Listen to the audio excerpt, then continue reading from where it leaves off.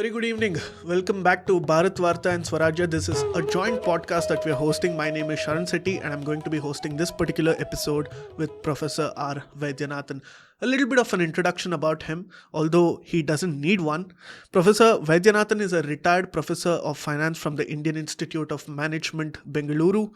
He used to teach at the IIM Bangalore and is a two-time Fulbright scholar, and he has been on several committees of SEBI, RBI, and other financial institutions, and is considered as one of the best IIM professors. Now, his book, Caste as a Social Capital, examines the workings of caste through the lens of business, economics, and entrepreneurship. Professor Vaidyanathan, thank you so much for joining us today here, sir. It's an honor to talk to you. Thank you very much. Thanks a lot for opportunity to interact with Bharat Varta as well as Swarajya audience. I am always pleased about it because they are very erudite and knowledgeable people. So it's a very attractive proposition too. And thanks Sharan for the coordinating and very briefly, a couple of points I would like to mention before we get into this your questions and answers. And one is first and foremost, we should recognize India is the only civilization which never had slavery as one of its policies.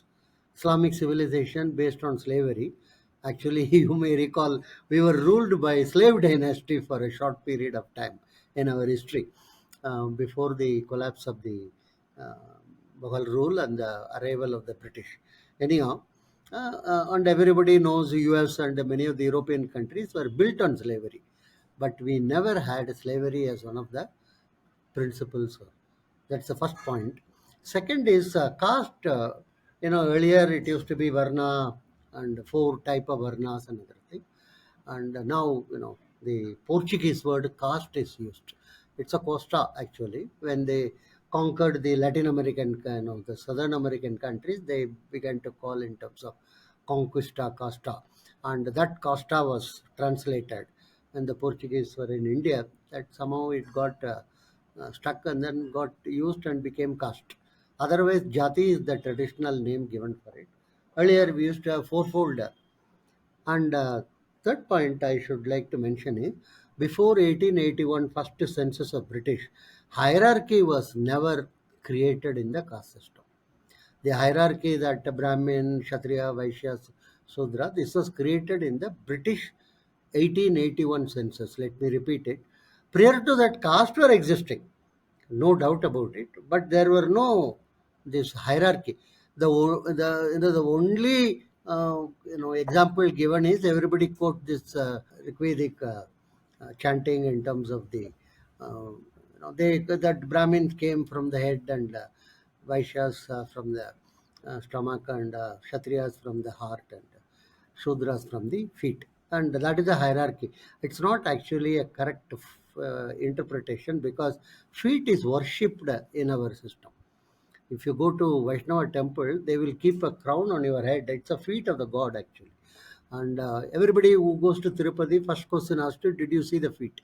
The feet is something which is very precious. And so from that point of view, this is not a very technical thing of hierarchy. So the first hierarchy was 1881 by the British. They didn't succeed much. There were only 1930 caste they could identify actually. In those days, it was what I would rather call non-aggregation in the sense caste, subcaste, subcaste, and other things. So people used to identify themselves with some subcaste. There were one member caste in that census for some 100 or something. Just one member only in that caste. Nobody else was there. British were very unhappy, and so they told this enumerator next time in 1891 census, you decide who belongs to which caste. This is obnoxious atrocity because nowhere in the world any census is conducted where the enumerator decides to which category you belong. He asks you, and based upon your response, he has to note it down. Anyhow, this carried on from 1891, 1991, like that to 1931. That is the last caste census which is available in India. After that, there were no caste census. 1941, there were no census because of the Second World War. And 1951, Nehru decided we are a casteless society. So he told that remove that column at all. So after 31, there is no caste except SC ST is always indicated, and religious connotation is there, not caste. So anybody talking about caste in that constituency, this area, all of them I call it as POTA data, pulled out of thin air. There is no basis for it or anything. So that is something. And this is the one 1931 census which was used in 1984 by the Mandal Commission in order to decide about the reservation for OBCs. Can you beat that? 1931 was used in 1981, and everybody told, oh, it's a very good thing, another thing. And each caste is a sampradaya that also we should recognize about naming ceremony, namakarnam, and then mundakam of shaving the head, and various other aspects are unique for every caste. Some caste name it after birth, name the child. Some caste wait for 10 days. Some of them wait for 1 year actually. After that only they will prepare the horoscope.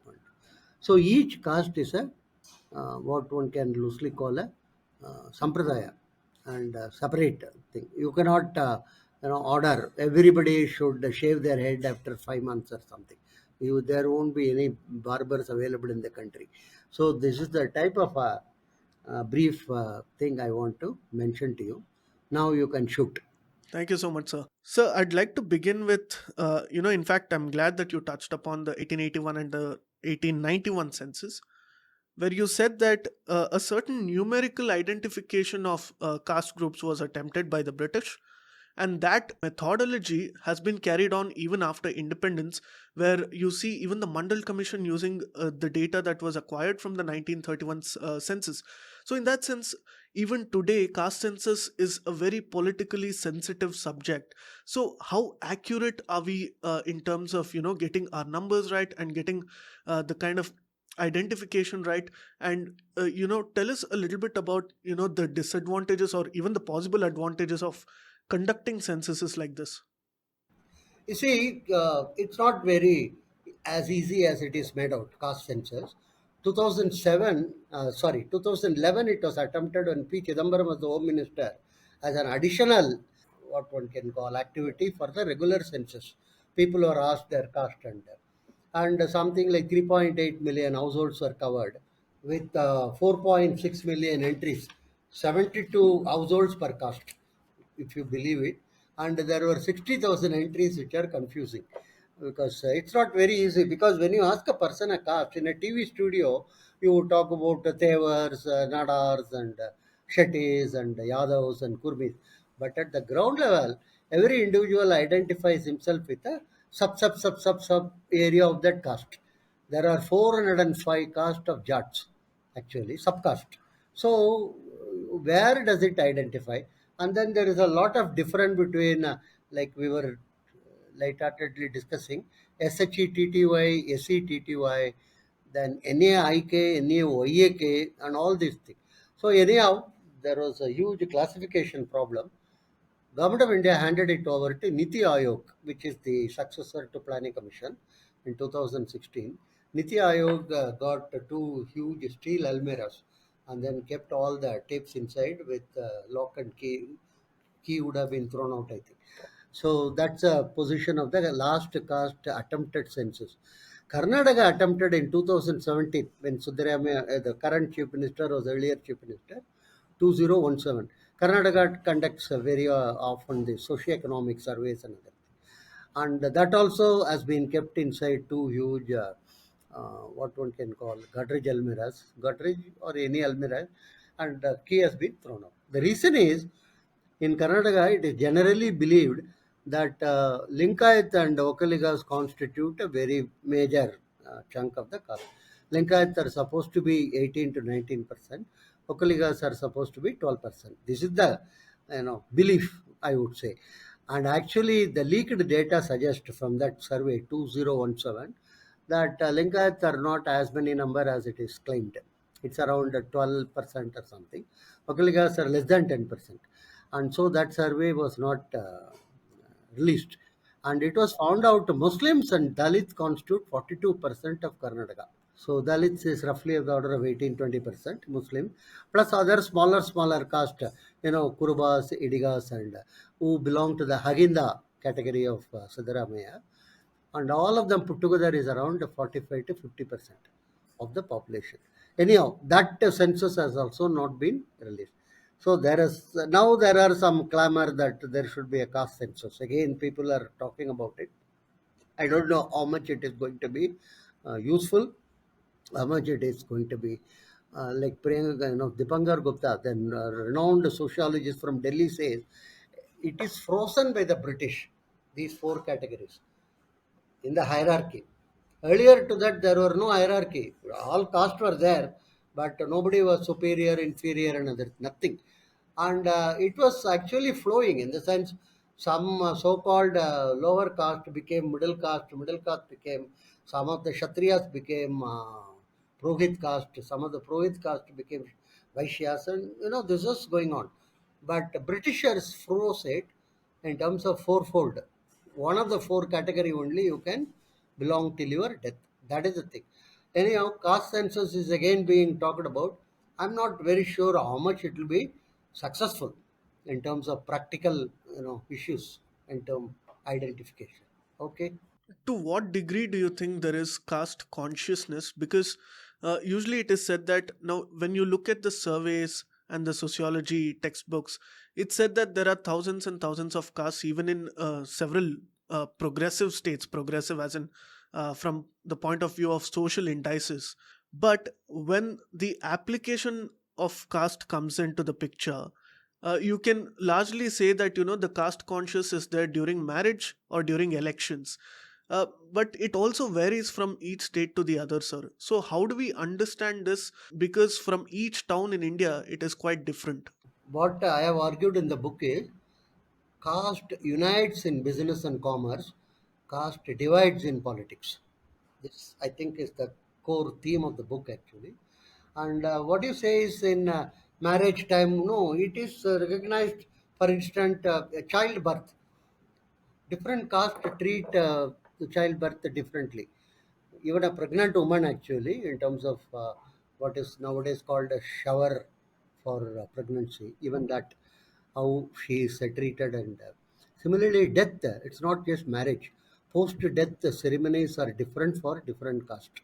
Some caste close it in 13th day, some 10th day, some caste I know is on 6th day itself. Incidentally, majority of the Hindu caste burn their death, but there are many who bury it.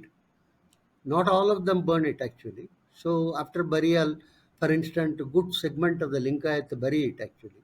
So it is told that during politics and marriage only, it's not necessarily like that. First point.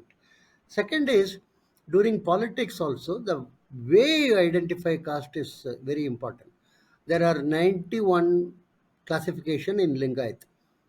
When there was an agitation for creating it as a separate religion, state government released the data. 91. Three of them are actually Dalit. There are SC Linkayats. So there is, as many. So when you say people are caste conscious, I agree. But what they identify as caste is not what we understand as caste, right? Padamsali Linkayat, Sadar Linkayat, they will say Sadar. They will not accept Padamsalis also. So like that, there are plenty of issues involved in that.